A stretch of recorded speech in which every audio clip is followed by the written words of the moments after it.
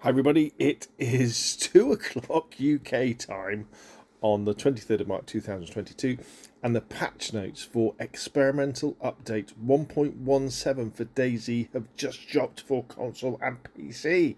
So what I thought I'd do is quickly go through these patch notes so we can see what we can expect. Now remember, this is for DayZ experimental on PC or Xbox.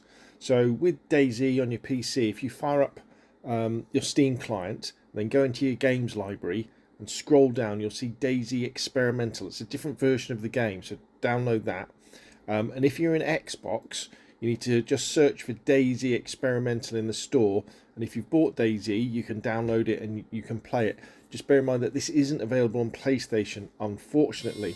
And the idea is that this is a slightly more advanced version of the game, obviously 1.17 where we're in 1.16, that we can try out and we can test and we can help Adam and the rest of his dev team to figure out things that might be going wrong, to submit bug reports and that sort of stuff, and also get things like our mods ready for when it goes live in a few weeks' time.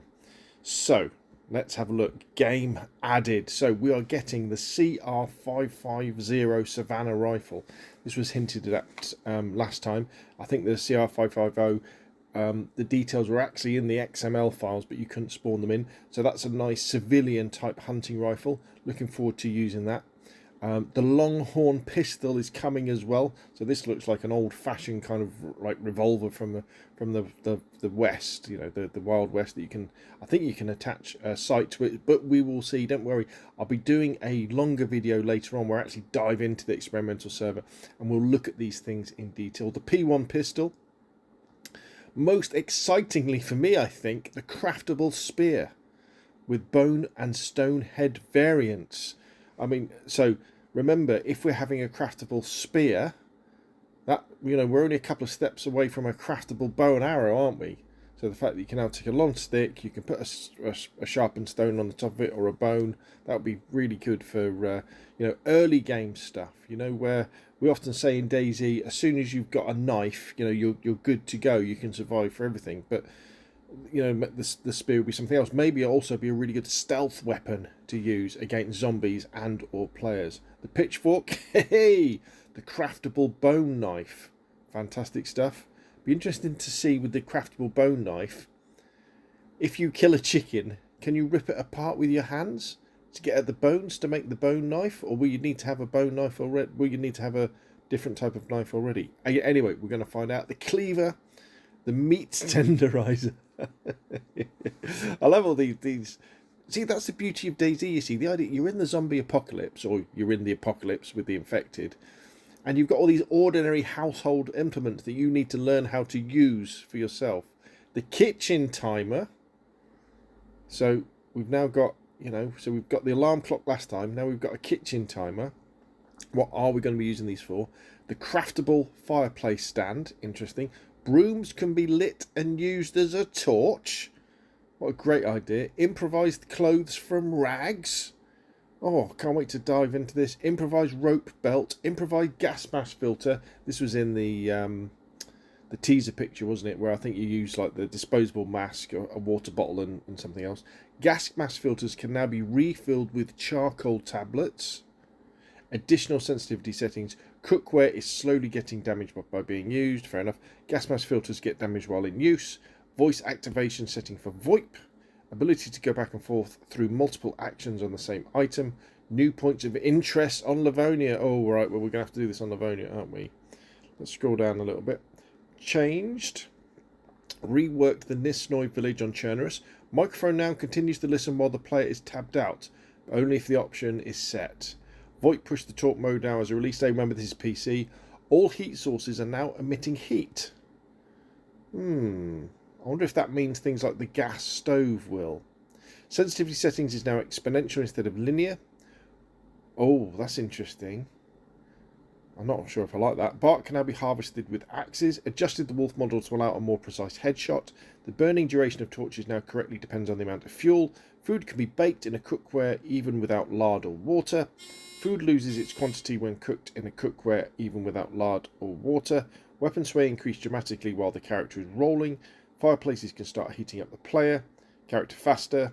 Position of the light source for the Cyclone 120 with a single headlight was set to the proper position. Players are no longer able to get into a vehicle while holding a heavy item. Stone knives can now longer be sharpened with a sharpening stone. Updated the game credits. Nice. Modding. Added on animation phase started callback on entity. Not sure what that means. Added the ability to overwrite the position of motor sound for vehicles. Added exposed get allowed damage to script. Added possibility to add multiple variants of the same actions to scroll through.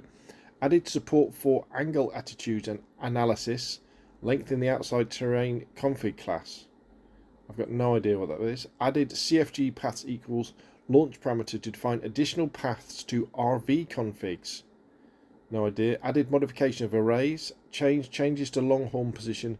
Names of selection, some cleanup model, config cleanup. Changed fireplace and bonfire uses universal temperature sources. Changed more clock timer common functionality, moved to the base class. Changed tree harvesting configuration data. Changed fixed workbench crash when using. Okay, so don't really know what much of it means. But tell you what, if we just scroll back a little bit, let's have a look at the Xbox experimental. Let's just check down here at the modding. Or is there anything at all? Known issues.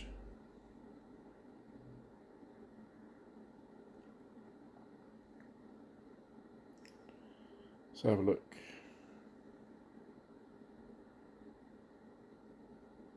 VoIP push the torque and toggle voice of activation have been moved from D-pad down to D-pad left.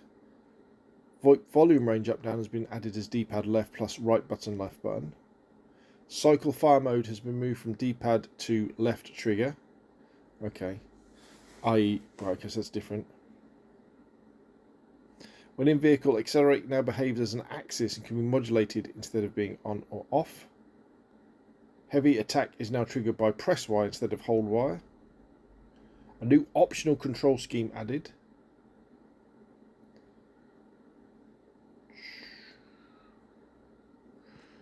Okay. So I can't see anything about modding for console. I haven't added anything in. What I'm looking for is looking for whether they were going to add in the ability for us to change the custom loadouts for new spawns. But there we go, very exciting. This is just the patch notes. What I'll do is I'll put a proper video up later where we dive into the experimental server and we actually look at these things. But I thought I'd get a quick video out to whet your appetite for what is coming in update 1.17. Remember, this is just on Xbox and PC experimental servers, be coming to public servers in a few weeks. What do you think? Put your questions and comments down below, and we'll of course see you again soon.